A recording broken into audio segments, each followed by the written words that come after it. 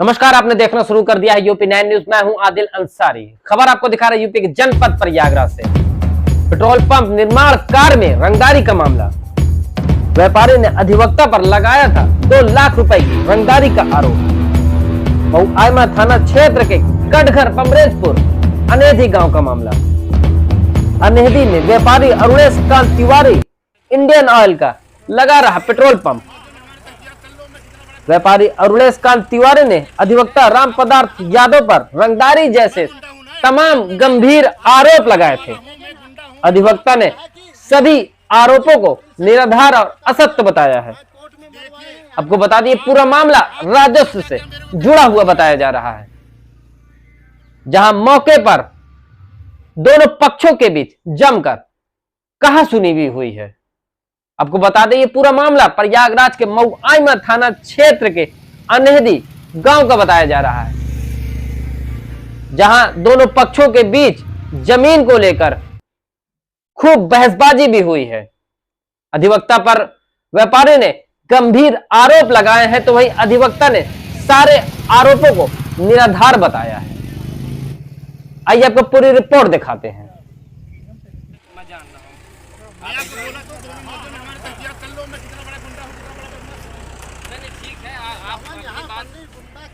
मैं गुंडा हूँ ना आपके नजर में? मैं क्या करवाने वाला हूँ? मैं गुंडा हूँ? मैं आपने कहा कि ये है, कहा कि अभी वकील साहब को कोर्ट में कहाँ गया, वो शायद कोर्ट में मरवाए, यहाँ भी मरवाए। आप तो पता नहीं क्या क्या मेरे को कहते हो भैया। हमें क्या आपने आरोप लगाया था? जी, मैं जो आरोप लगाया हूँ मैं उसको फिर अभी बोलने जा रहा हूँ। आप समझिए।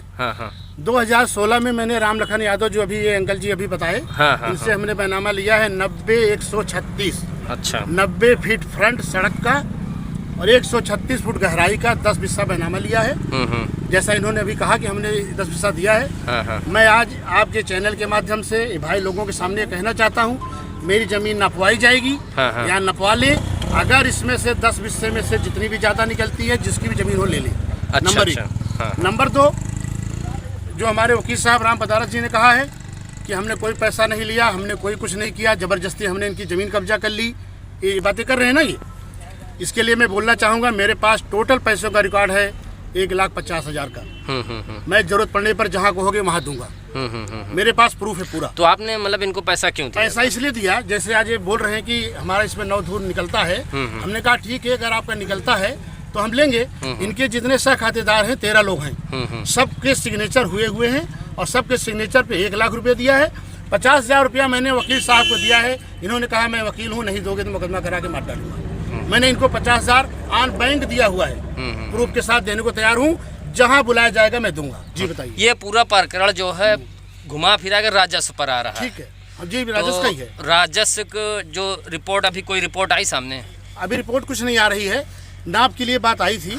हमने कहा मैं आज भी तैयार हूँ, मेरे को 10 बिस्सा ही चाहिए, 1 धूर फालतू नहीं चाहिए। अच्छा, जितना आपने बैनामे में लिया उतना लेंगे? उतना लूंगा। ना हमको राम पदार्थ की जमीन चाहिए, ना हमको श्याम सुंदर पटेल की जमीन चाहिए। तो ये लोग अपनी जमीन राजस्व टीम जब आएगी, नाप होगी, तो आप उस पर एग्री रहेंगे? पूरा एग्री हूँ, 100% एग्री हूँ।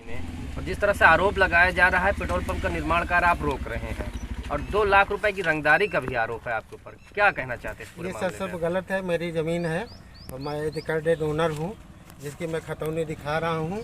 हाँ, मैं अपनी ज़मीन की रंगदारी कैसे मांग सकता हूँ? जिसकी ज़मीन है वो काहे रंगदारी मांगेगा? अरुणेश तिवारी जी का कहना है कि इसमें आपका कोई ज़मीन नहीं है और आपके कुछ ज़मीनें जो भी थी वो रोड में चली गई हैं। इसके तो लिए राजस्व टीम की राजस्व का मामला, इसमें आपने कभी कुछ बात हुई या कोई वार्ता हुआ? इस संबंध में यानी कि धारा 24 दाखिल है, जिसको यानी कि यहाँ कच्ची नाप हो रही थी, सीमांकन हो चुका था, लेकिन उनके वकीलों ने मेरे ऊपर कॉलर पकड़ के दबाव बना के नाप नहीं होने दिया। और जिस तरह से आपके ऊपर आरोप है कि आप मतलब उनका कहना है आपसे कुछ पैसा पहले भी आपको दे चुके हैं और अभी भी पैसे की डिमांड आपकी तरफ से की जा रही, धमकाया जा रहा है, यहाँ पर निर्माण कार्य भी रोका जा रहा है।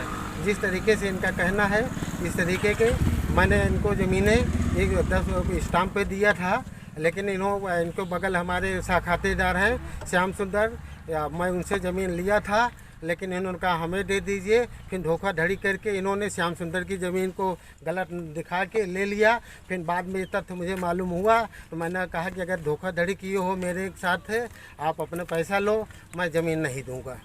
अच्छा, मतलब इसी ये जमीन जहाँ पेट्रोल पंप बन रहा है इसमें आपकी भी भूमि हाँ है? मेरे साखाते कितना है? मेरा है आधा विश्वा है। कह रहा है कि उस पे इस पेट्रोल पंप को बनने नहीं दिया जा रहा है, दूसरा पक्ष कह रहा है उनकी भूमि है इसमें। तो आप इस पूरे मामले पर क्या जानकारी है, आपको क्या देखिए, बताना नक्शे चाहिए? के हिसाब से सड़क के इधर जो है ये 464 नंबर, ये 465 है जी अभी मौजूदा जो नक्शा है उसके हिसाब से 465 रोड की इधर आ रहा है जी। क्योंकि चकबंदी के बाद ये सड़क चकबंदी पहले बनी हुई है। ठीक, जो भी पेपर में उसके हिसाब से सही है। अभी इसकी नाप जोख हो रही, अभी इन्होंने जो राम लखन जी ने इनको बेचा हुआ है, इन्होंने उनको बैनामा दिखाया, मेरे संज्ञान में उन्होंने भी डाला। इनकी जो सिमत लिखी है उसका हिस्सा फाट का मुकदमा ये किए हुए हैं, उसमें मुझको भी नोटिस 465 में इतना एक बिस्सा एक धूर हमारी जमीन है, रोड पे एकदम लगी हुई। अब पहले पंडित जी नाप कराने के लिए कहे थे, फिर नाप हुआ लेकिन मौके पे आए नहीं। दोबारा फिर इन्होंने धांधली किया, हमने धारा 24 करवाया। धारा 24 में वहाँ से लेखपाल कानून को सब आए नापने के लिए, उन्होंने वहाँ गुंडे बुलवा के नापने नहीं दिया, हमको सब मार धाड़ के सबको अलग कर दिए। फिर दीवार बनाने लगे। तो कितना जमीन है आपकी? हमारी एक बिस्सा एक धूर है। अच्छा।